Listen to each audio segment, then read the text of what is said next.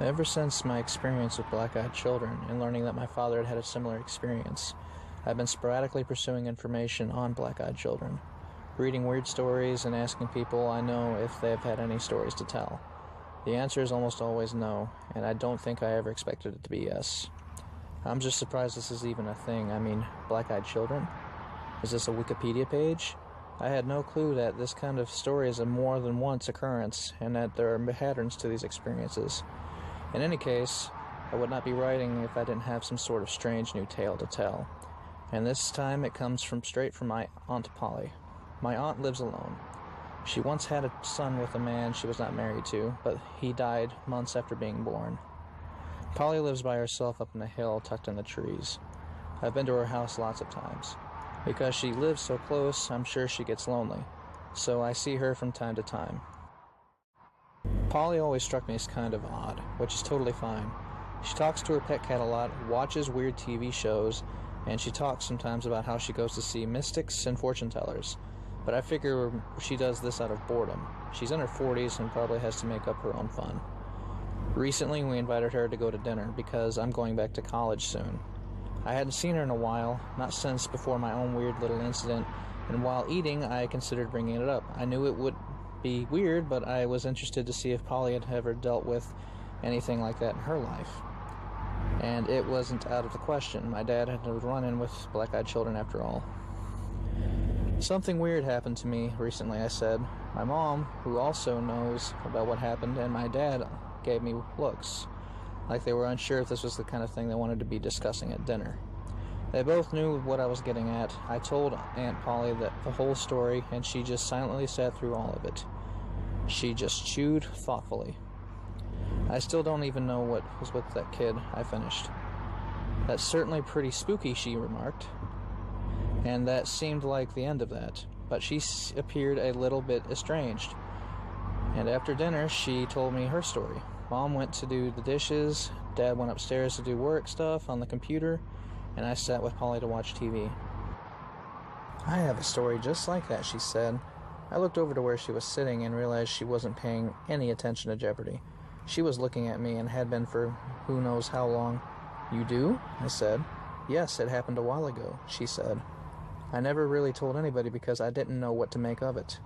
This is what Aunt Polly said happened. It was in early September 2012. And she was up late watching a movie with her cat, Chelsea. Chelsea is fat, snuggles people like she's a lapdog, so when Chelsea's hair stood up and she suddenly slinked off of Polly's lap, Polly didn't know what to think. I'd fed her and she was acting the same as always.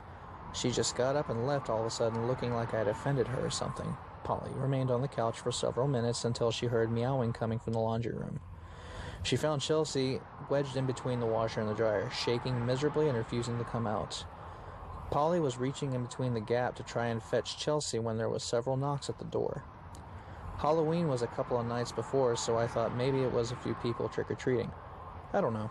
I just grabbed a bowl of candy and went to the door. She opened it wide and was met with two children, a boy and a girl. Happy Halloween, she said, but the kids weren't dressed up or holding buckets or anything. They both just stood there looking into her house. The girl was shifting around uneasily, peering around me and sizing up my house, she said. I asked if they were okay. Did the cat go away? The boy asked, lifting his voice. Polly said it sounded fake and wrong. Excuse me? There aren't any others around here, the boy said, to no one in particular, and then smiled. Telephone? At this point, Polly was kind of scared, and she asked if they needed to use her phone. We need to call them.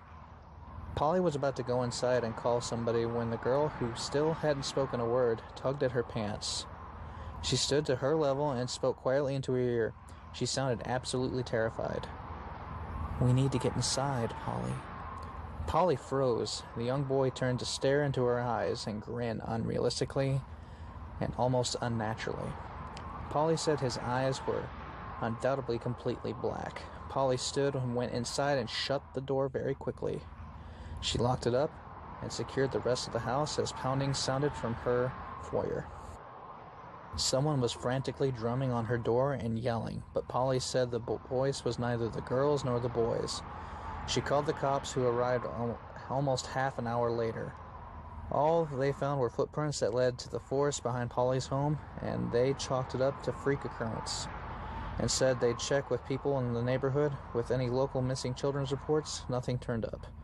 Polly did not hear from the police again. However, she did say she found footprints circling her house for months afterwards and found evidence of makeshift bed in her gardening shed. Hey guys, thanks for watching the video. I'm sorry about the quality of the video. I'm doing all this from my phone, so it's quite a challenge. Waiting to get a laptop and other equipment to improve the quality. If you don't care, feel free to comment below and give me suggestions about stories and other videos that I can start to do. I'll be jumping around from different types of stories, anything from creepypastas to true stories. Just feel free to give your submission below and give me any ideas. Other than that, thanks for watching.